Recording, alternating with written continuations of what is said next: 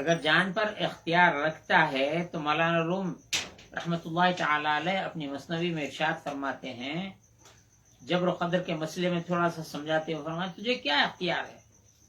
تو سمجھتا ہے تو اپنی جان پہ تجھے اختیار ہے۔ مثال دیتے ہیں تو روز اپنی داڑھی منڈاتا ہے، لیکن دوسرے دن پھر داڑھی آ جاتی، تجھے اپنی داڑھی روکنے پہ اختیار نہیں ہے، اور جان کی کیا بات کرتا ہے۔ چنانچہ جب کسی کی موت کا وقت آئے کوئی نہیں ٹال سکتا ہے، جو ہونی ہے وہ ہو کر رہے گی، نہ اس کو زندہ رہنے پہ اختیار ہے نہ مرنے پہ اختیار ہے۔ یہ ان مقامات کی بات چل رہی ہے۔ جو اختیارات والی بات ہے وہ دوسری ہے۔ جب بندہ یہ سمجھ جائے نہ میں اپنے اختیار سے دنیا میں آیا نہ اختیار سے جا سکتا ہوں، اپنی خوشی سے آئے نہ اپنی خوشی چلے، غالب نے کہا تھا، تو اپنی خوشی سے آئے نہیں اپنی خوشی سے جا نہیں سکتے ہیں۔ تو طریقت میں یہ بات ہے کہ جب اپنی خوشی سے نہیں آئے ہو، اپنی خوشی سے جاتے بھی نہیں ہو، تو درمیانی زندگی کو اپنی خوشی سے کیوں گزارنا چاہتے ہو؟ اس خالق اور اس مالک کی مرضی کے مطابق اپنی زندگی گزارو تو اس کی حیثیت ایسی ہوگی جیسے ایک عبد مملوک ہے، ایک غلام ہے، اس کو اپنے اوپر کوئی اختیار نہیں ہے۔ آقا جس وقت سو جاؤ کہے سو جائے، بیٹھ جاؤ کہے بیٹھ جائے، کھڑے رہ جاؤ کہے کھڑے رہ جائے، جنگ میں بھیجے تو جنگ میں چلے جائے، مزدوری کرانے بھیجے مزدوری کے لیے آ جائے۔ جو کچھ ہوگا اس بندے کی، اس عبد مملوک کی زندگی سب آقا کی ہے۔ یہ مثال فرما رہا ہے کہ اس بیعت کے ذریعے، آیت بیعت ساری دنیا میں مشہور ہے، ہر طریقت والا، ہر خانقاہ والا یہ آیت پڑھتا ہے، ان الذین یبایعونک انما یبایعون اللہ۔ جو لوگ حضور پاک علیہ الصلوۃ والسلام کے دست مبارک پہ بیعت کرتے ہیں وہ اللہ کے ہاتھ پہ بیعت کرتے ہیں، یہ آیت پڑھتے ہیں تو رسول اللہ کے دست مبارک پر اپنی جان اور مال کا سودا کرتے ہیں، تو یہ دراصل اللہ کے ہاتھ پر سودا کرتے ہیں۔ اللہ ان کو خریدتا ہے تو وہ ان اللہ اشتری من المؤمنین انفسهم واموالهم بان لهم الجنہ، جیسا کہ بانی مدرسہ صوفیہ نے ارشاد فرمایا۔ یہ آیت تصوف کی کتابوں میں آیت بیعت ضرور آتی ہے، لیکن آیت شراء خریداری کی آیت کا تذکرہ بہت کم آیا، میں تو نہیں دیکھا ہوں، کسی کتاب میں ہو تو ضرور ہوگا، کیسا نہیں ہو سکتا ہے۔ اگر کسی کی نظر سے گزری ہے کتاب تو ہم کو بتلائیں، ہم اس کو جو ہے ہم بھی اس کے ریفرنس میں لے لیں گے۔ لیکن ذبیح اللہ شاہ صاحب قبلہ رحمۃ اللہ تعالی علیہ، والد گرامی پیر و مرشد، آیت اشترا جب بیعت کی پڑھتے تو خریداری کی بھی پڑھتے تھے۔ اس بات کو پیر اور مرید کے درمیان سمجھایا جاتا ہے کہ مرید اپنے پیر کے ہاتھ میں کیسا رہے، جیسے غسال کے ہاتھ میں مردہ، مردے کو کوئی اختیار نہیں ہوتا ہے کہ وہ اس جانب پلٹے اس جانب پلٹے، یا پھر مردے کو جس طرح غسال پلٹاتا رہے وہ پلٹتا رہے۔ تو یہ عبد مملوک کی جو بات ہے، مردے میں بے اختیار مردہ ہوتا ہے، عبد مملوک اختیار رکھتا ہے، عقل رکھتا ہے، فہم رکھتا ہے، عقل فہم رکھنے کے باوجود آقا سے بغاوت نہیں کر سکتا ہے، یہ ایک درجہ ہے۔ لیکن مردہ تو کچھ کر ہی نہیں سکتا ہے، تو گویا اس سے اور اطاعت کے ایسے درجے میں چلا جائے کہ اس کا تو کچھ ہے ہی نہیں، شعور بھی نہیں ہونا چاہیے، جو بول رہے ہیں جو کر رہے ہیں بس اس کے مطابق رہے۔ اب آئیے ہم چلتے ہیں، ہمارا درس لفظ فقیر پر گفتگو چل رہی ہے، فخر پر گفتگو چل رہی ہے۔ داتا گنج بخش رحمۃ اللہ تعالی علیہ اپنا اس بارے میں ان کی کیا نظر ہے، ان کا کیا استدلال ہے وہ بھی پیش کرتے ہیں، اور بزرگوں کے استدلال بھی پیش کرتے ہیں، اور اپنا رجحان بھی اپنی جانب بتاتے ہیں۔ ہمارا درس یہاں تک پہنچا تھا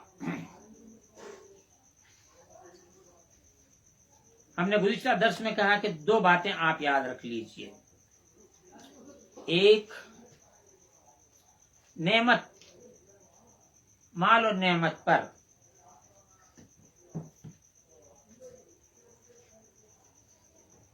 شکر ہے اور صبر کرنے پر معیت ہے، اللہ کا ساتھ ہے. لئن شکرتم لازیدنکم، تم اس کی نعمتوں کا شکر ادا کرو تو اللہ تعالیٰ تمہاری وہ نعمتوں میں اضافہ کرے گا. مال پر شکر ادا کرو، مال اضافہ کرے گا. اولاد پر شکر ادا کرو، اولاد اضافہ کرے گا. اور جو ظاہری نعمتیں ہیں، کھیت ہیں، مکان ہے، تجارت ہے، جو کچھ نعمتیں ظاہر میں نظر آتی ہیں ان کی نعمت کا شکر ادا کرو، اللہ تعالیٰ اضافہ فرمائے گا. یہاں تک کہ قرآن مجید میں آیا ہے کہ ہم نے تم کو آنکھ عطا فرمائی، تو ہم نے تم کو سماعت عطا فرمائی. لیکن بہت کم لوگ ہیں شکر گزاری کرنے والے. آنکھ کی نعمت کی شکر گزاری کریں تو اللہ تعالیٰ آنکھ کو برکت عطا فرمائے گا. اس کی نظر میں سماعت پہ برکت کہ شکر ادا کریں، سماعت بڑھائے گا. گویائی پہ شکر ادا کریں، بہترین گویائی عطا فرمائے گا. ایسی زبان پاک صاف کر دے گا کہ اس کے سخن میں، اس کی بات میں آلودگی نہیں ہوگی. یہ نعمتوں کے شکر پر نعمتوں میں اضافہ ہوگا. اور جو بلا ہے، جو امتحان ہے، امتحان پر شکر ادا کرو تو معیت یعنی ساتھ ہونا، اللہ کا ساتھ ہونا. ان اللہ مع الصابرین فرمایا، صابروں کے ساتھ اللہ کا قرب بڑھتا چلا جاتا ہے. وہاں نعمت پر شکر ادا کرنے سے نعمت بڑھتی جاتی ہے. داتا گنج بخش رحمۃ اللہ تعالی علیہ اس جانب ہیں کہ صبر افضل ہے. بات یہاں تک پہنچی تھی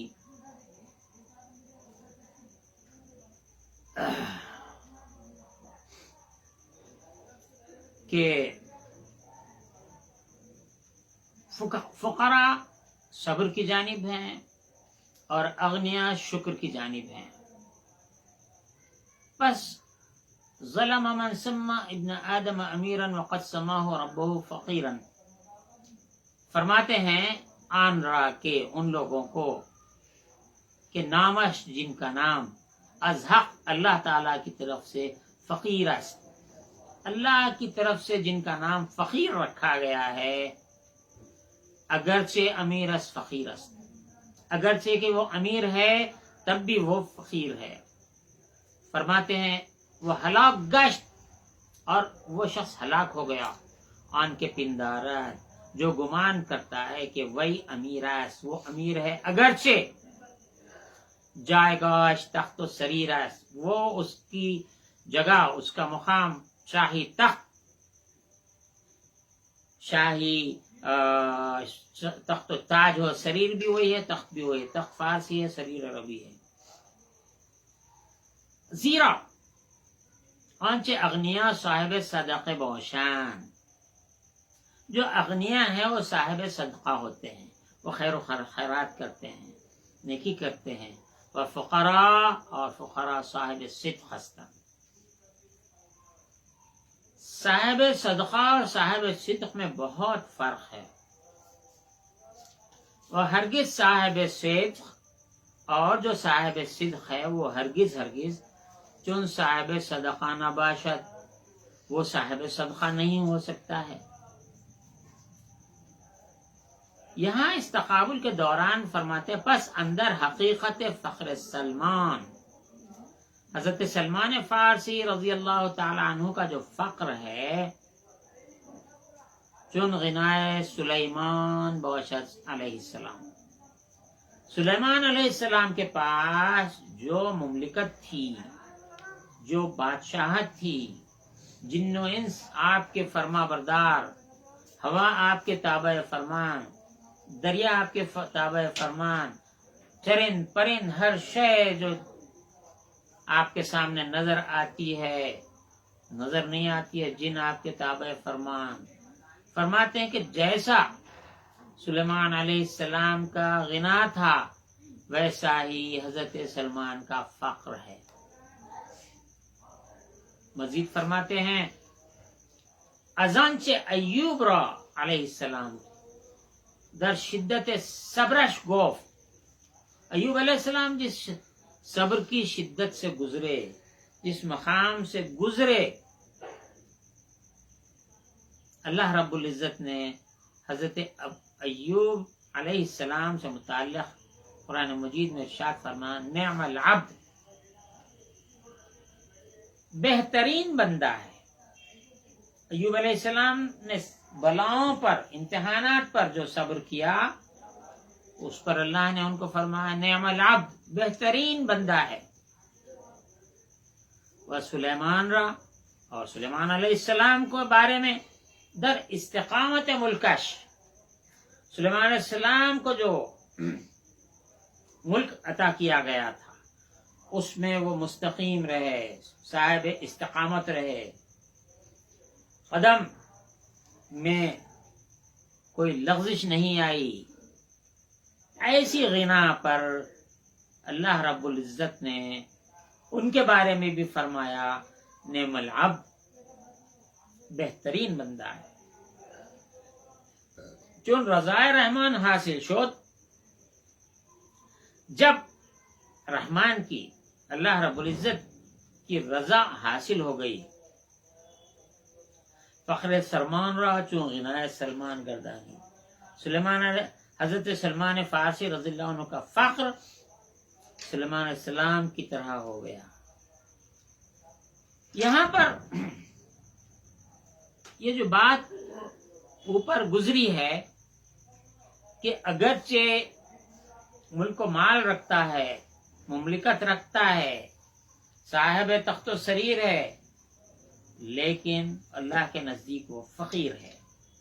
تو بہتر یہی ہے کہ اللہ نے جو نام رکھا ہے وہی اس کو سزاوار ہے. ایک حکایت فرماتے مصنف گوید از استاد ابو القاسم خشیری رحمت اللہ تعالی علیہ شنیدم. داتا گنجبخش فرماتے ہیں کہ میں نے ابو القاسم خشیری رحمت اللہ تعالی علیہ سے سنا ہے کہ گفت مردمان لوگ اندر فخر و غنا سخن گفتیان. لوگ سے مراد مشایخ کرام. فخر اور غنا کے بارے میں انہوں نے گفتگو کی ہے، وہ خود را اختیاری کر دیا. مشایخ کرام نے ان میں سے کسی نے فخر کو ترجیح دی ہے، کسی نے غنا کو ترجیح دی ہے. پھر فرماتے من آن اختیار کنم کہ حق مرا اختیار کند، میں وہ اختیار کرتا ہوں جو حق نے میرے بارے میں اختیار کیا ہے. وہ مرا، اور مجھے اندران نگاہ دارت، اور مجھے اس میں میری حفاظت فرماتا ہے. اگر تونگر داردم، اگر وہ یعنی رب العزت مجھے تونگر رکھتا ہے، دولت دیتا ہے، ملک دیتا ہے، غافل نہ باشم، میں اس سے یعنی اللہ سے، اس ملک و مال کی وجہ سے غافل نہیں ہو جاؤں گا. اگر درویش داردم، اگر مجھے وہ درویش رکھے، فقیر رکھے، بے ملک و مال رکھے، تنگ دست رکھے، فاقہ مست بنائے، حریص و معرض نہ باشم، میں ملک و مال کا حریص اور فخر سے منہ موڑنے والا بھی نہ بنوں گا. پس غنا نعمت و غفلت اندر وی آفات، جو نعمتیں ہیں اور غنا ہیں، اگر یہ نعمتوں کی وجہ سے، غنا کی وجہ سے، ملک و مال کی وجہ سے، تونگری کی وجہ سے اگر غفلت آ جائے تو وہ غفلت آفت ہے. مال اس کے لیے آفت نہ بن جائے. مال کی آفت یہ ہے کہ اللہ سے دور ہو جائے، غافل ہو جائے. فخر نعمت وحرص اندر وہی آفات. اور فخر کیا ہے؟ نعمت و حرص اندر وہی آفات. یہاں یہ بات سمجھ میں آتی ہے، اگر فخر اللہ تعالیٰ فخر دے، تنگدستی دے، تو نعمتوں کی حرص کرنا، مال کی طرف جھکاؤ رکھنا، اس کے لیے آفت ہے۔ معنی جملہ نکو و معاملات و روش اندر وہی مختلف، اس میں صحیح معنی تو یہ ہے، صحیح معاملہ یہ ہے، صحیح روش یہ ہے، جو الگ الگ ہے وہ کیا ہے؟ فقر، فراغت دل، ازمادون، دل کا فارغ ہونا، ازمادون یعنی دون اللہ، اللہ کے سوا جو کچھ ہے اس سے دل کو پاک رکھنا، فارغ رکھنا، یہ فقر ہے۔ اور غنا مشغولی دل بغیر، اور غنا یہ ہے کہ دل کو غیر اللہ کی طرف مشغول نہ ہونے دے، یہ غنا ہے۔ اگر مال و دولت ہے اور مال و دولت میں الجھ گیا، یہاں کی نعمتوں میں الجھ گیا، اللہ سے غافل ہو گیا، تو یہ امتحان ہو جائے گا، مصیبت ہو جائے گی جو اوپر گزرا۔ چون فراغت آمد، جب فراغت آ جائے، فخر از غنا اولاتر، نہ جب فراغت آ جائے یعنی بے فکر ہو جائے، نہ تنگدستی کی پرواہ رہے، نہ مال رہنے کی کوئی خوشی محسوس ہو، تو فخر غنا سے اولا ہے، وہ غنا از فخر اولا ترنا، یہ نہ فخر غنا سے اولا ہے اور نہ غنا فخر سے۔ جب دل فارغ ہو جائے، مال کے رہنے سے تردد نہ ہو، اللہ سے غافل نہ ہو، اور مال کے نہ رہنے سے اللہ سے غافل نہ ہو، تو یہ دونوں ایک دوسرے سے اولا نہیں ہے، دونوں برابر ہیں۔ غنا کثرت متاع، غنا کا نام مال و متاع کا کثیر ہونا، و فقر قلت متاع، اور فخر تنگدستی، مال و متاع کی کمی ہونا۔ یہی بات عام طور پہ ہوتی ہے۔ فرماتے ہیں متاع جملہ اذان، خداوند، اور جو اصل متاع ہے وہ اللہ رب العزت کی ذات ہے، وہ متاع ہے۔ چون طالب بترک ملک گفت، جب طالب اللہ رب العزت کا طلب کرنے والا، صادق مرید، بترک ملک، اپنی ملکیت سے دستبردار ہو جائے۔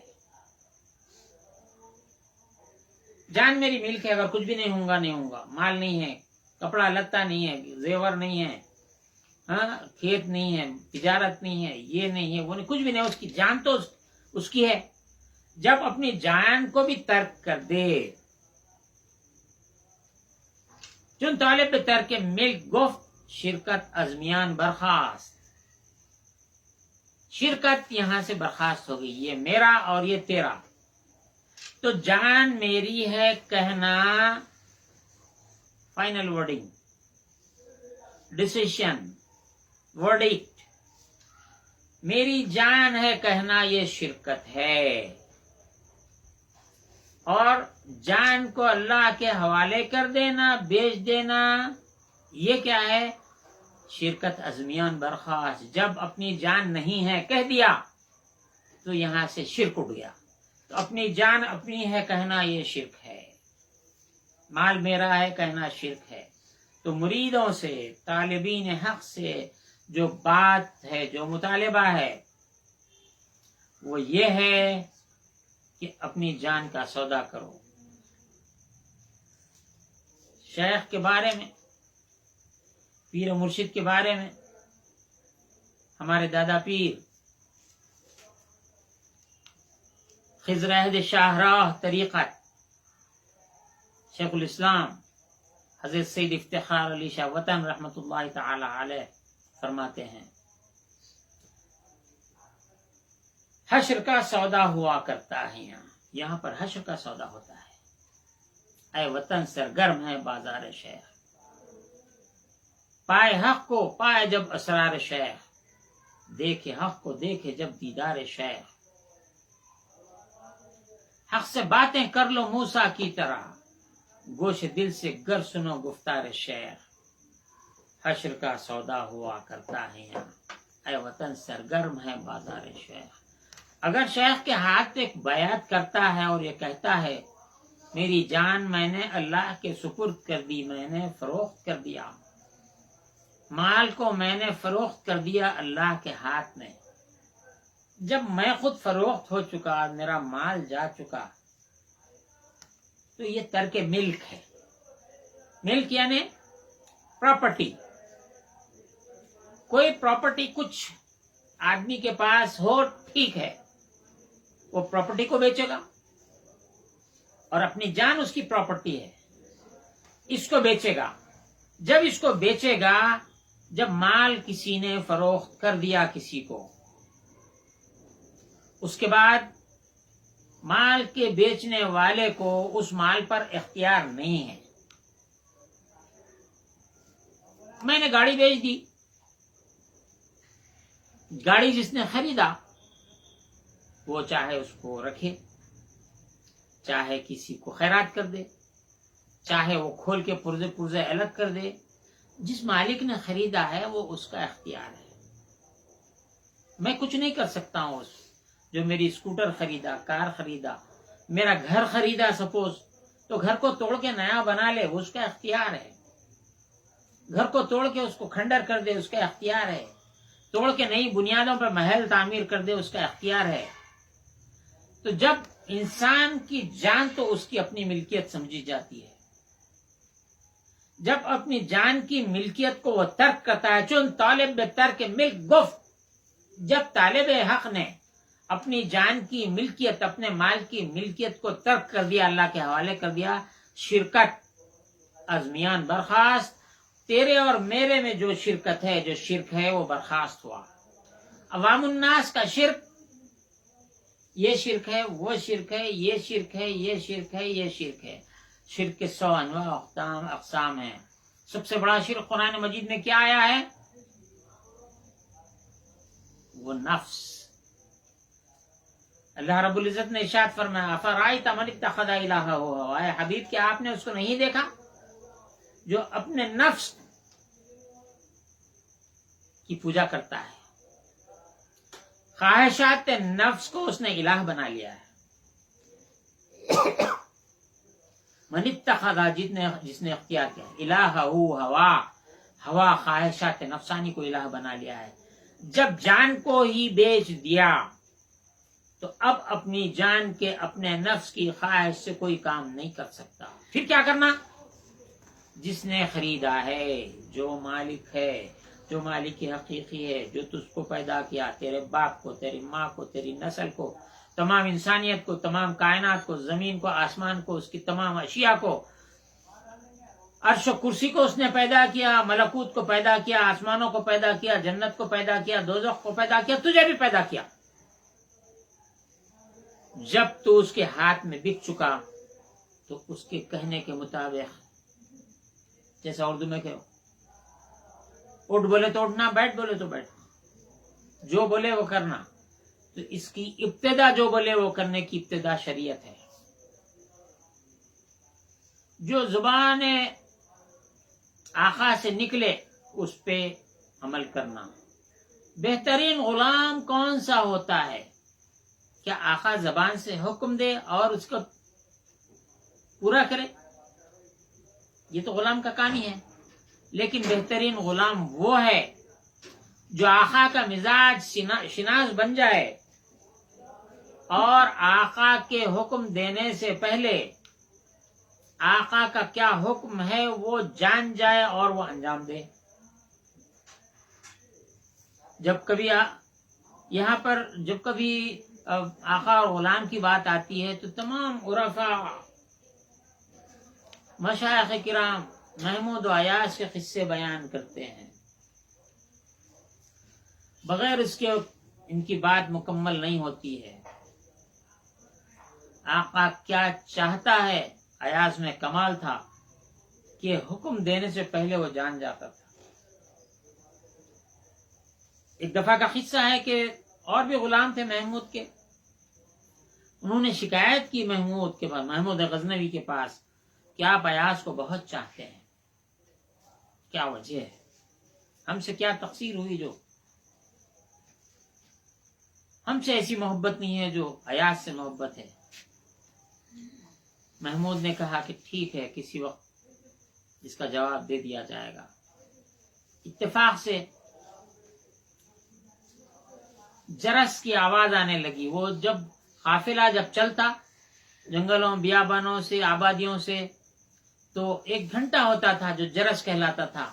ایک لکڑی پہ ڈنڈا وہ بنا جاتا تھا، ہلاتے تھے تو پتہ چل جاتا تھا. مخصوص ساری دنیا میں جب قافلے چلتے تو جرس، کاروان کی جرس ہوتی تھی. لوگ سمجھ جاتے تھے کہ کوئی کاروان آیا ہے. جس کسی کو سفر کرنا ہوتا تو تنہا سفر نہیں کر سکتے تھے، ڈاکوؤں کا اندیشہ ہوتا تھا، چوروں کا اندیشہ ہوتا تھا، تو وہ قافلے میں شریک ہو جاتے تھے. وہ اطلاع بھی تھی. اور جنگلوں میں بھی چلتے ہوئے بجایا جاتا تھا کہ ڈاکو بھی ہوشیار ہو جائیں کہ قافلہ زبردست تیار ہے، ہمارے ساتھ حفاظتی انتظام ہے، کوئی حملہ ور نہ ہو.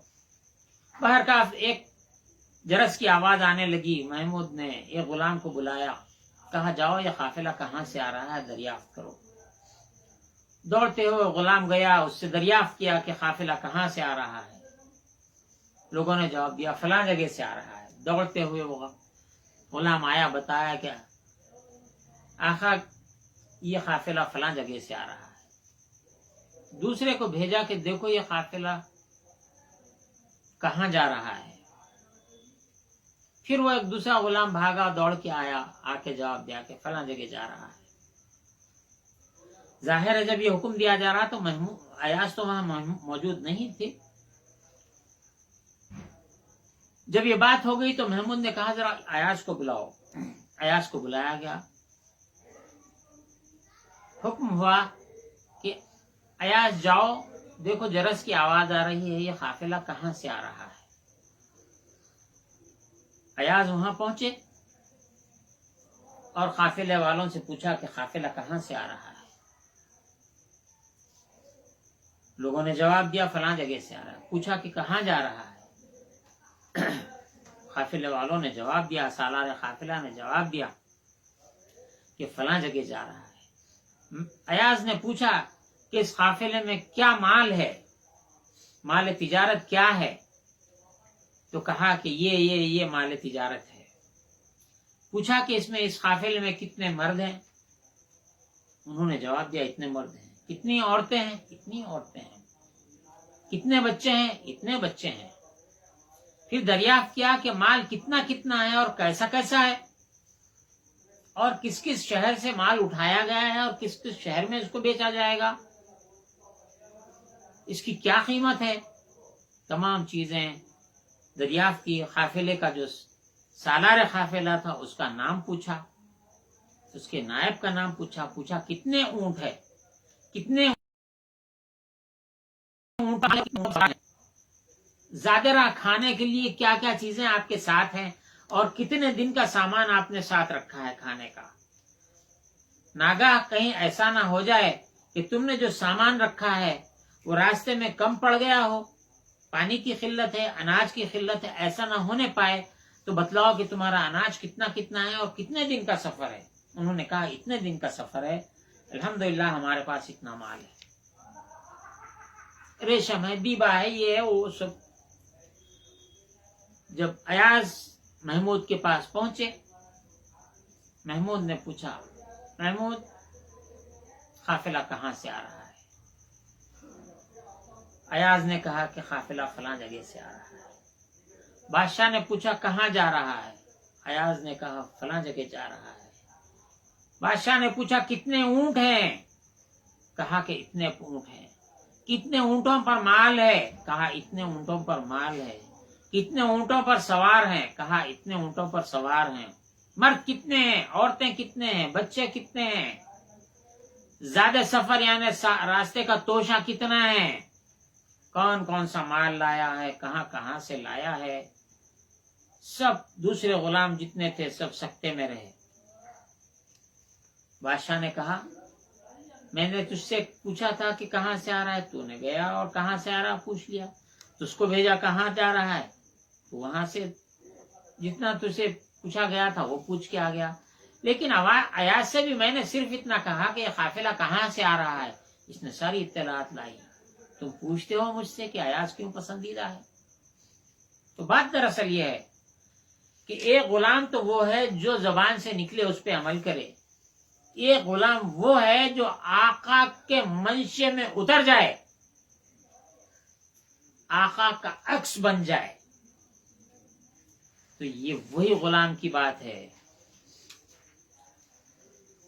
ضرب اللہ مثلا عبدا مملوکا، اللہ تعالیٰ نے عبد مملوک غلام کی مثال دی. سلیو، غلام سے مراد سلیو.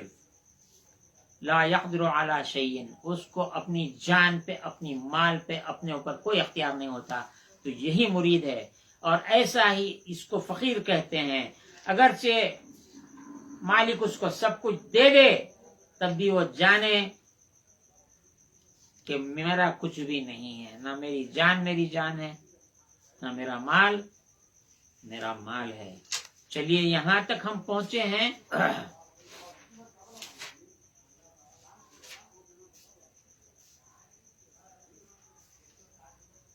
تو جب دل فارغ ہو جائے، فخر سے متاثر نہ ہو، تو نہ فخر اولا ہے نہ غنا. اور غنا سے بھی کثرت مال کی وجہ سے دل متاثر نہ ہو تو نہ فخر اولا ہے نہ غنا اولا ہے، دونوں برابر برابر ہیں. یہ کہا جاتا ہے کہ حضرت خواجہ بہاؤالدین زکریا ملتانی رحمۃ اللہ تعالی علیہ کے پاس مال و دولت کی کثرت تھی. لوگوں کے اعتراض پہ فرماتے تھے کہ میں نے وہ میخیں میں نے دل میں نہیں گاڑی ہیں. بہت سے بزرگوں کے پاس ایسے واقعات ہیں.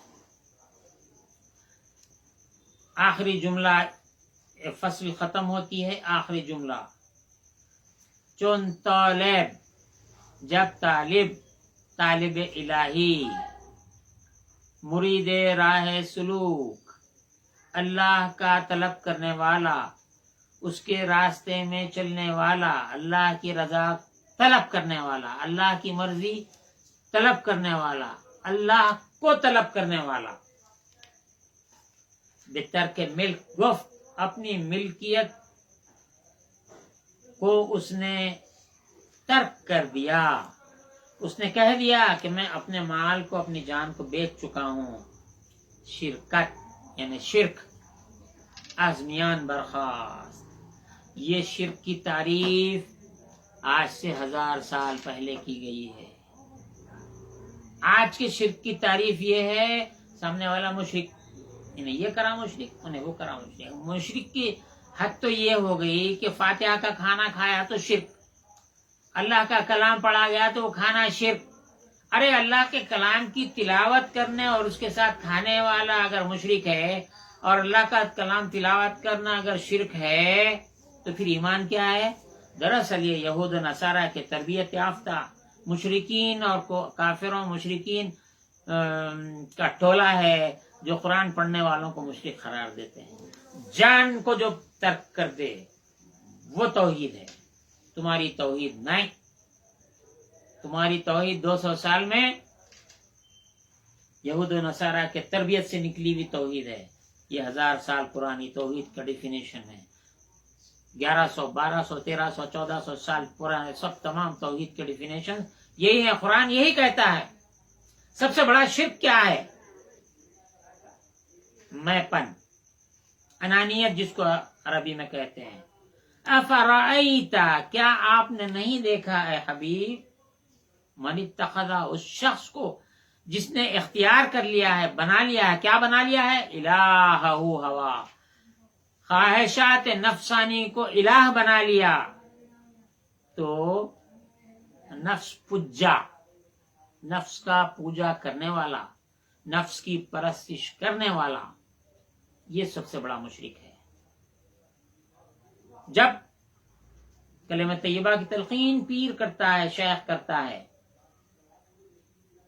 یہ کہتا ہے لا الہ الا اللہ، نہیں ہے کوئی معبود سوائے اللہ کے، ایک ایک چیز کی نفی کرتا ہے، آخر میں یہ کہتا ہے لا الہ الا اللہ، نہیں ہے کوئی معبود مگر اللہ ہے، لا الہ الا اللہ، نہیں ہے میری آنکھ تو بصیر ہے، لا الہ الا اللہ، نہیں ہے میری سماعت تو سمیع ہے، لا الہ الا اللہ، نہیں ہے میرا کلام تو کلیم ہے، لا الہ الا اللہ، نہیں ہے میرا ارادہ تو مرید ہے، ارادہ کرنے والا مرید، اللہ کے ناموں میں نام مرید ہے، لا الہ الا اللہ، نہیں ہے میرا علم تو علیم ہے، علم ارادہ، لا الہ الا اللہ، میری قدرت نہیں ہے تو قدیر ہے، لا الہ الا اللہ، میری حیات نہیں ہے تو حی ہے، اس واسطے کہ میری جتنی صفات ہیں، علم ہے، ارادہ ہے، قدرت ہے، سماعت ہے، بصارت ہے، جو حیات ہے یہ تیری عطا کردہ ہے اور یہ کبھی بھی ختم ہو جائے، میں نہیں جانتا میری بصارت کب جائے گی، میں نہیں جانتا میری سماعت کب جائے گی، میں نہیں جانتا میری زبان میں کلام کی جو قوت ہے کب جائے گی، میں نہیں جانتا کہ مجھ میں ارادے کی جو صلاحیت ہے وہ کب ختم ہو جائے گی، میں نہیں جانتا کہ میرے ہاتھوں میں جو قدرت ہے، پیروں میں جو قدرت ہے، چلنے کی، پکڑنے کی ہاتھوں میں ہے، سوچنے کی صلاحیت ہے، یہ کب چلی جائے گی، لہذا میری سماعت نہیں، میرا کلام نہیں، میری بصارت نہیں، میرا علم نہیں، میرا ارادہ نہیں،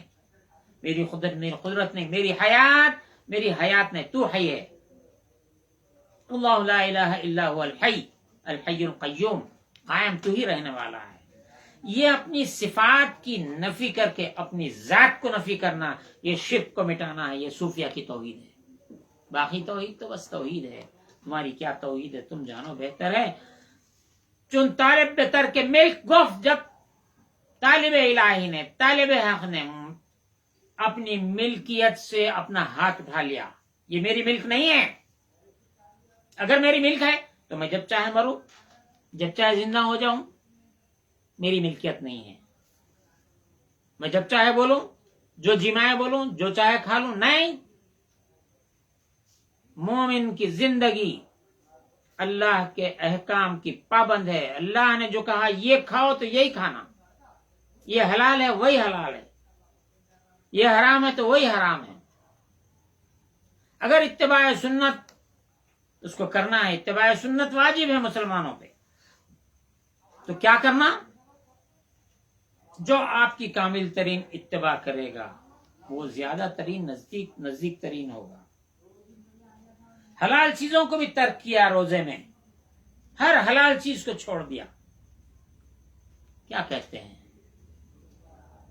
ارے کیا ہے صوفیوں کو گائے کا گوشت نہیں کھاتے، بیل کا گوشت نہیں کھاتے، ارے فلاں کا گوشت نہیں کھاتے، ترک حیوانات کہتے، بھئی کیا صوفیوں کی کیا دھندے ہیں معلوم نہیں ہے، گوشت نہیں کھائے حضور، گوشت نہیں کھائے، ارے بکرے کا گوشت نہیں کھائے، مرغی کا گوشت نہیں کھائے، کیا ہے یہ ترک حیوانات کہاں سے نکالے، دودھ حیوانوں سے نکلتا ہے، گائے کا دودھ، بھینس کا دودھ، بکری کا دودھ، ترک حیوانات جب وظائف پڑھتے ہیں تو یہ دودھ بھی چھوڑ دیتے، بھائی تو یہ فرقے بولتے رہتے، ارے بھائی صوفیہ کی کیا طریقے ہے کہ کیا نہیں کی، یہ پورے ایسے جبے شملے پورے مسلمانوں کو گمراہ کر دے رہے ہیں، ارے دودھ حلال ہے نہیں پی رہا ہوں، ارے گوشت حلال ہے نہیں کھا رہا ہوں، گائے کا نہیں کھاتا، بیل کا نہیں کھاتا، فلاں کا نہیں کھاتا، اس کے جو پرندوں کا گوشت نہیں کھاتا، کہتے انہیں دودھ نہیں پیتا، شکر نہیں کھاتا، شکر کیا ہوئے تو ہڈی سے صاف ہوتی، یہ ترک حیوانات اگر تم دیکھنا چاہتے ہو، آپ دیکھنا چاہتے ہو، غار ہرا کی حضور پاک علیہ الصلوۃ والسلام کی زندگی دیکھو، صرف 3 چیزیں آپ ساتھ لے جاتے تھے، ستو جو بھنے ہوئے جو کا پسا ہوا آٹا ہوتا ہے، کھجور یہ بھی ویجیٹیرین وہ بھی ویجیٹیرین، اور پانی، 3 چیزیں لے جاتے تھے۔ آج ساری دنیا میں جتنی خانخواہیں ہیں، کسی بھی خانخواہ کے شیخ سے پوچھ لو ترک حیوانات کی دلیل، شاید دنیا میں کوئی بتلا دے، یہ حضرت سید اسماعیل ذبیح اللہ شعبانی مدرسہ صوفیہ نے ہم کو بتایا، کہیں کسی کتاب میں نہیں ملے گی دلیل. ترک حیوانات کی دلیل حضور پاک علیہ الصلوۃ والسلام کی غار حرا کی زندگی ہے. ہم اس کو بھی ترک کرتے ہیں. ہمارے مالک نے جو فرمایا، اللہ رب العزت نے جو فرمایا، ہم اس پہ عمل کرتے ہیں. اور اللہ رب العزت کے آخری نبی نے جو عمل فرمایا ہم اس پر بھی عمل کرتے ہیں. حلال چیزوں کو چھوڑ دو تو تمہارا روزہ ہے. چھوڑ دیتے ہیں.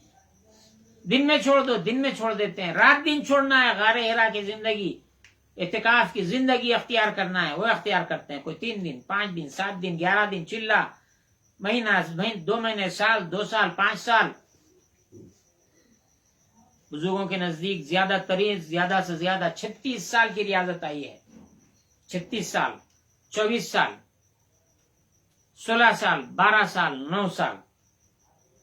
والد گرامی پیر و مرشد حضرت سید اسماعیل ذبیح اللہ شاہ رحمۃ اللہ تعالی علیہ نے آئین حزب اللہ میں لکھا ہے 24 سال تک وہ جنگلوں میں ریاضت کرتے رہے.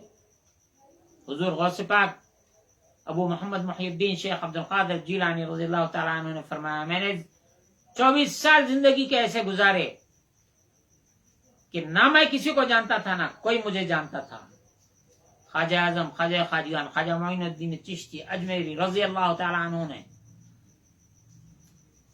خراسان کی پہاڑیوں میں برس برس ریاضت فرمائی. سب چیزوں کو ترک کر دیا.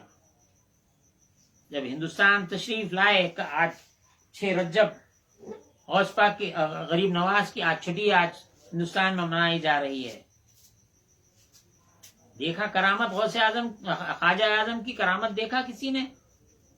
جو ترک حیوانات کیے، حیوانات کا گوشت نہیں چھوڑ دیے. ہندوستان میں یہ رواج جب بھی تھا آج بھی ہے.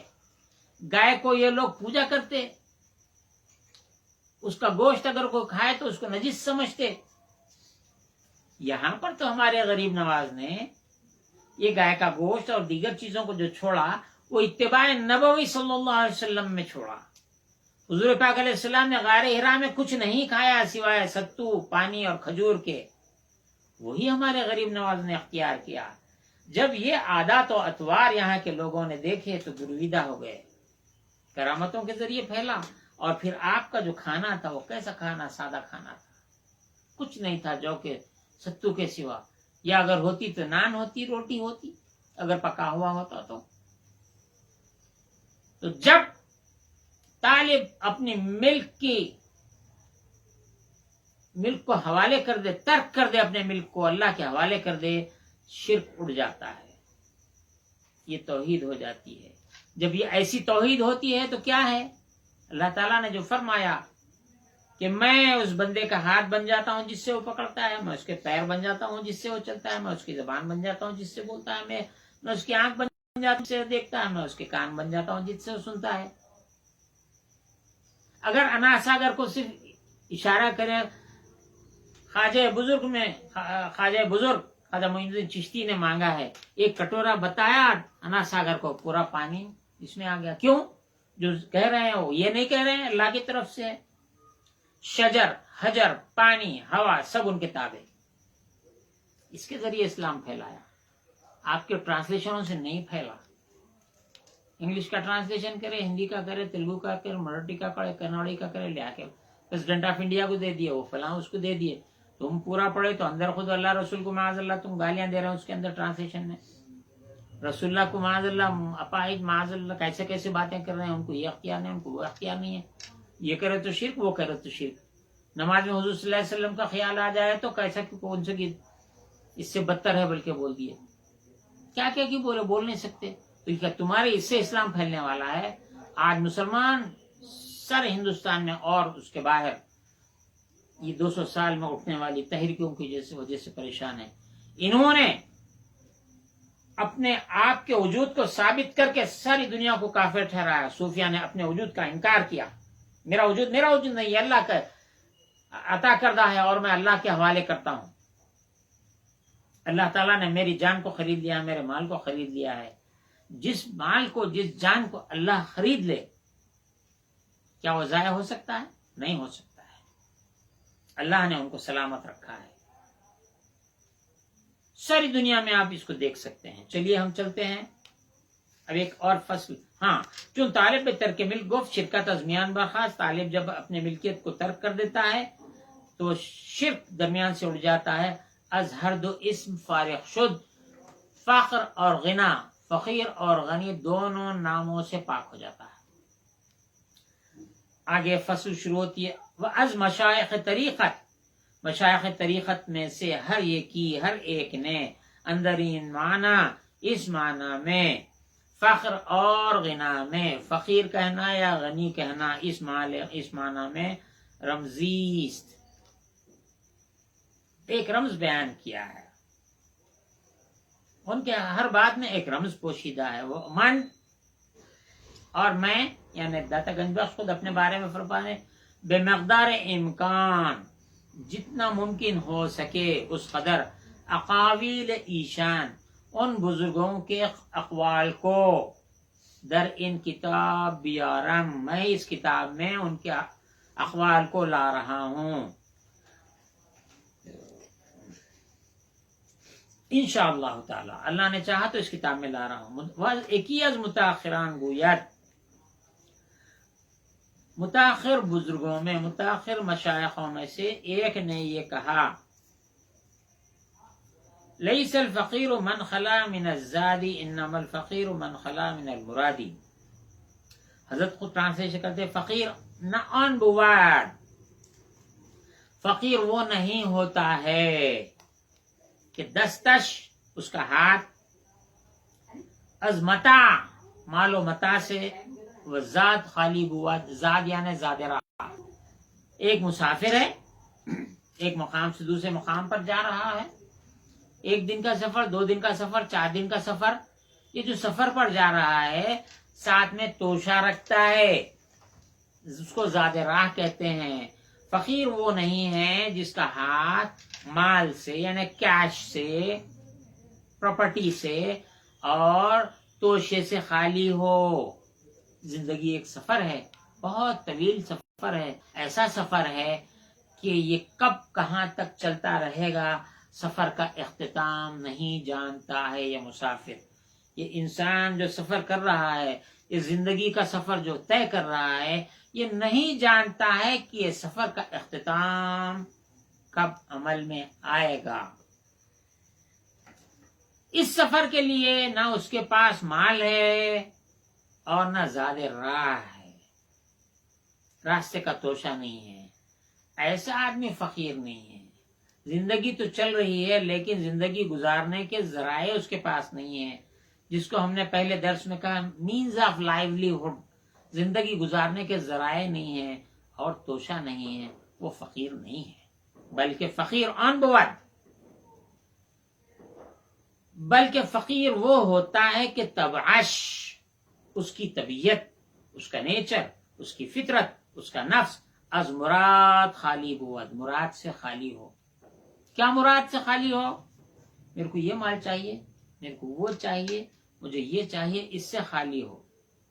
چنانکہ جیسا کہ اگر خداوند تعالی، اگر اللہ تعالی مالی دہت، اگر اس کو مال عطا کرے، ویرا اس کو، اگر مرادش حفظ مال بود، اگر اس کی مراد اللہ تعالیٰ اس کو مال دے تو اس کی مراد مال کے ملنے پر حفظ مال بود، غنی بود، مال کا حفاظت کرنا ہو تو وہ غنی ہے. یہاں پہ پوائنٹ سمجھا دیتا ہوں، بات آ گئی ہے سمجھا دیتا ہوں. مال کی حفاظت سے مراد مال اللہ کا دیا ہوا ہے، یہ مال ضائع نہ ہو، اس کی مرضی کے خلاف جو خرچ کرے گا ضائع ہو جائے گا. تو مال کی حفاظت اس کی اگر مراد ہے تو وہ غنی ہے. مال ہے لیکن منشأ الہی، منشأ رسول، منشأ حبیب، منشأ خاتم النبیین صلی اللہ علیہ وسلم سے ہٹ کے نہ خرچ کرے، اس کی حفاظت کرے. یہ مال اللہ اور رسول منشور اور اس کے منشے کے خلاف خرچ نہ ہو، منشے کی حفاظت کرے اور مال کو اس راستے پر رکھے تو غنی ہے. اگر مرادش، اگر اس کی مراد، اگر اس کا منشا ترک مال، جو مال دیا ہے اس کو ترک کر دوں، جو مال اللہ نے دیا بانٹ دوں، ختم کر دوں، اپنے پاس نہ رکھوں. یہ بھی حضور کی سنت ہے. جب کوئی مال غنیمت آتا، کوئی فتوحات آتی، حضور صلی اللہ علیہ وسلم فوری اس کو تقسیم فرما دیتے، شام نہیں ہونے دیتے. ترک مال کر دے ہم غنی بود. یہ بھی کہنا بھی غنی ہے کہ ہر دو تصرفات اور دونوں چیزیں تصرف ہیں، اندر ملک غیر کی ملک میں تصرف ہیں. غیر کی ملک سے مراد یہاں ملک غیر، یہ جو ہے میرے ہاتھ میں جو ہے، میں غیر ہوں، معاذ اللہ میں اللہ نہیں، اللہ کا بندہ ہوں. تو یہ جو غیر ہے اس کی نفی کرنا توحید ہے. غیر اللہ کی نفی سے مراد اپنی نفی کرنا ہے. یہاں پر یہ مال اللہ نے دیا ہے مجھے، تو میں اللہ نہیں ہوں، معاذ اللہ، میں اس کے محافظ ہوں، اس کی مرضی کے مطابق خرچ کروں. تو یہ توحید ہے، اور یہ تصرف اس کے مال میں ہے، میرے مال میں نہیں ہے. وہ فخر ترک حفظ و تصرف بود. اور فخر کیا ہوتا ہے؟ حفاظت کا ترک کرنا. اب میرے سے کہاں ہوتا، اللہ دیا سو ہے، میرے کو بہت مشکل ہے، میں بانٹ دوں، اللہ دیا میں اللہ کے بندوں کو دے دیتا ہوں، بانٹ دینا. یہ تصرف ہے، یہ فخر ہے. بہرحال چلیے، یحییٰ بن معاذ الرازی رحمۃ اللہ تعالی علیہ کا قول آگے آتا ہے. چلیے اس کو پڑھ دیتے ہیں. علامت الفقری خوف الفقر، علامت صحت فخر آناس. حضرت فرماتے ہیں فخر کے صحیح ہونے کی علامت یہ ہے کہ بندے اندر کمال ولایات و قیام مشاہدت فنا صفت می ترسد. اللہ تعالی نے جو اس کو کمال عنایت فرمایا ہے، یہ ولایت ہے. اور مشاہدے کی جو دولت دیا ہے، مشاہدے پر قائم رہنا، اگر یہ جو صفت ہے اس صفت کے فنا ہونے سے ڈرتا رہے، اللہ نے جو اس کو قرب عطا کیا ہے اس سے ڈرتا رہے کہ کہیں اس سے گر نہ جائے. مشاہدے کی جو قوت دیا ہے، مشاہدے کی جو نعمت دیا ہے، کہیں یہ زائل نہ ہو جائے، اس سے ڈرتے رہنا، یہ فخر ہے. الزوال، زوال سے، وقطعیت، اور اس کی قطعیت سے. پس بے کمال آن حال رسد، پس اس حال پر، اس کیفیت پر کمال پر پہنچے کہ نہ ترسد از خطیت،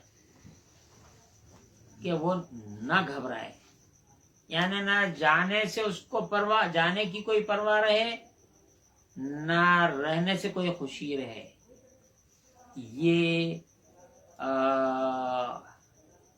یہ فخر ہے.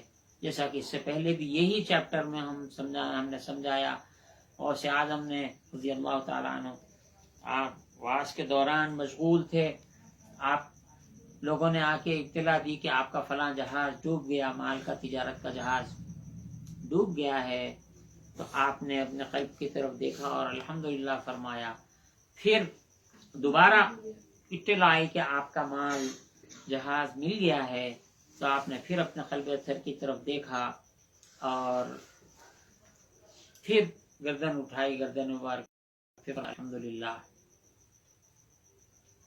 لوگوں نے دریافت کیا آواز کے بعد، یا شیخ آپ نے پہلی مرتبہ دل کی جانب گردن جھکائی اور پھر گردن اٹھا کر الحمدللہ کہا، جبکہ مال کے جہاز کے ڈوب جانے کی خبر تھی. پھر دوبارہ جب جہاز کے ملنے کی خبر دی گئی تو آپ نے پھر اپنے گردن مبارک کو جھکایا، پھر گردن اٹھا کر الحمدللہ فرمایا. اس میں کیا راز ہے؟ فرمایا کہ جب مال کے جہاز کے ضائع ہونے کی اطلاع ملی تو میں نے دل کے طرف جانب دیکھا کہ دل میں کوئی تغیر تو نہیں آیا، ضائع ہونے پر کوئی ملال یا تردد نہیں تھا. جس وقت مال کے ملنے کی اطلاع ملی تو پھر میں نے اپنے قلب کی جانب دیکھا، کیا خوشی تو نہیں ہوتی ہے مال کے ملنے سے؟ تو اپنے دل کو میں مطمئن پایا، کوئی فرق نہیں پایا، تو میں نے الحمدللہ کہا. یہ وہی ہے الحمدللہ. اب آگے حضرت رویم کا قول آتا ہے، اور یہ بھی درس چلے گا، جتنے بھی دن چلے گا ہم چلائیں گے، الحمدللہ سمجھانے کی کوشش کریں گے۔ اگلا جو باب آئے گا باب التصوف رہے گا، تصوف کیا ہے ہم سمجھائیں گے۔ اب فخر کو ترجیح دی ہے، کوئی تصوف تیسرا چیپٹر ہے، اس میں جیسا کہ میں نے فرمایا کہ جملہ 29 چیپٹر ہیں۔ پہلا چیپٹر باب العلم ہے، دوسرا فخر ہے، تیسرا تصوف ہے، چوتھا مرقعات ہے، گدڑی جو لگاتے ہیں، ٹکڑے ٹکڑے سیتے ہیں، پھر پانچواں باب ہے فخر اور صفوت میں، چھٹا ملامت ہے، ساتواں صحابہ کا ائمہ صحابہ کا ذکر ہے، آٹھواں ائمہ اہل بیت کا ذکر ہے، نواں اہل بیت اہل صفہ کا ذکر ہے، تابعین کا اس کے بعد میں، تابعین کا اس کے بعد میں، اس طرح سے چل رہا ہے۔ الحمدللہ ہم اس کو آگے چلائیں گے اور کوشش یہ کریں گے کہ آپ تک حضرت کی تعلیمات پہنچائیں، آپ نہ دل رنجیدہ ہوں کہ مخالفین تصوف، مخالفین فقر، مخالفین اہل طریقت جو الزامات لگاتے ہیں وہ لگاتے رہیں۔ اس زمانے میں بھی الزامات لگاتے تھے، آج بھی لگاتے ہیں، تو ہم وارث ہیں اصحاب طریقت کے، اصحاب صفہ کے، ہم وارث ہیں اہل طریقت کے، ہم وارث ہیں یا وارث ہونے کا دعویٰ کرتے ہیں۔ اور جس طرح یہود، جس طرح نصارہ، جس طرح مخالفین اسلام صوفیہ پر، اہل بیت اطہار پر، اصحاب کرام پر، فقراء اور درویشوں پر اعتراضات کرتے تھے، طرح طرح سے اعتراضات کرتے تھے، وہ ان کے وارث ہیں۔ اسی طرح فقہ میں ائمہ فقہ، امام اعظم ابو حنیفہ، امام شافعی، امام مالک، امام احمد بن حنبل رضوان اللہ علیہم اجمعین، یہ ائمہ فقہ ہیں، ائمہ فقہ ہیں، ہم ان کے مطابق چلتے ہیں۔ اور جو دوسرا فرقہ ہے جو کسی امام کی تقلید نہیں کرتا ہے، اماموں پر تنقید کرتا ہے، جب ائمہ تھے تو ان پہ تنقید کرتے تھے، آج ہم ائمہ کے ماننے والے ہیں تو ہم پہ تنقید کرتے ہیں۔ ہم ائمہ کے وارث، تم مخالفین کے وارث، ہم اہل صفہ کے وارث، تم مخالفین اہل صفہ کے وارث، ہم اہل بیت کے وارث، اہل بیت کے مؤید، اہل بیت کے وارث، تم اہل بیت پہ تنقید کرنے والے، ہم اصحاب کرام رضی اللہ عنہم اجمعین کے وارث اور ان کے راستے پر چلنے والے، تم مخالفین صحابہ۔ تم کون ہیں؟ تم کو اللہ نے صرف مخالفت کے لیے پیدا کیا ہے، اور تم جتنی مخالفت کرتے رہو گے اتنا ہی ہمارا ایمان قوی ہوتا چلا جائے گا، اتنا ہی ہمارا راستہ درست ہوتا چلا جائے گا۔ چونکہ پھول کی پہچان کانٹے سے ہے، بدبو کی، جب خوشبو کی پہچان بدبو سے ہے، اگر بدبو کا وجود نہ ہو، خوشبو نہ پہچانی جائے، اگر تم ناحق نہ ہو تو پھر ہم حق کیسے پہچانے جائیں گے؟ ہم حق کے وارث، تم ناحق کے وارث۔ تم صرف اعتراضات کرتے کرتے مرو۔ تم نے انبیاء پہ اعتراض، اولیاء پہ اعتراض، صحابہ پہ اعتراض، اہل بیت پہ اعتراض، مومنین پہ اعتراض، عامت المسلمین پہ اعتراض، حضرت آدم سے لے کے سید الانبیاء صلی اللہ علیہ وسلم تک اعتراض کرنے والے، تم ان کے وارث ہو، ہم اتباع کرنے والے، ہم عاجزی اختیار کرنے والے، ہم فروتنی کو اختیار کرنے والے۔ لیکن اب یہ جو بات اب کہہ رہے ہیں یہ ناز ہے ہمارا، ہم کو ناز کرنا بجا ہے۔ تم شیطان پہ، ابلیس پہ، لعین پہ، یہود پہ، نصارہ پہ، تمہارے نفس پہ تم ناز کرو، انبیاء کی مخالفت کر کے اکڑتے پھرو، قرآن مجید کی تلاوت کو تم شرک ٹھہراتے چلو،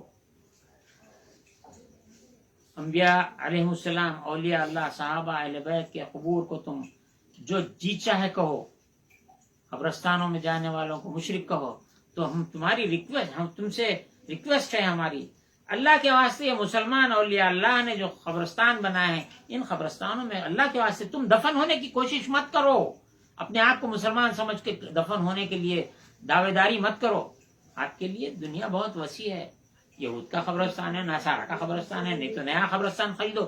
مسلمانوں کے، یہ صوفیہ کے تمام ہر قبر کے طرح ہزاروں سینکڑوں ایکڑ زمینیں ہیں، تم ان کی بھی پلاٹنگ کر رہے ہو، مسلمانوں کے اوقاف میں گھس کے کام کرتے ہو. اللہ کے واسطے ایسا مت کرو.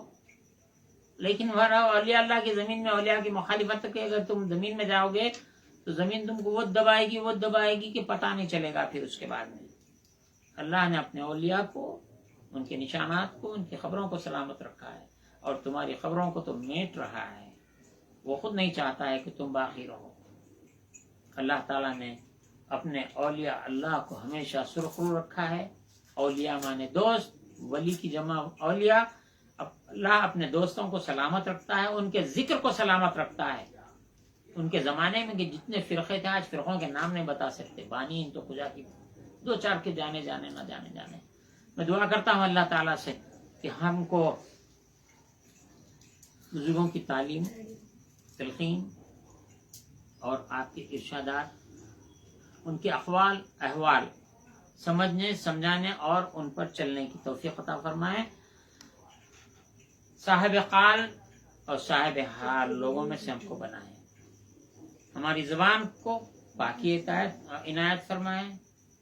زبان کی پاکی، سخن کی پاکی، فہم کی پاکی، دل کی پاکی، نفس کی پاکی، روح کی پاکی ہم کو عطا فرمائے. تزکیہ نفس عطا فرمائے، تصفیہ قلب عطا فرمائے، تجلیہ روح عطا فرمائے.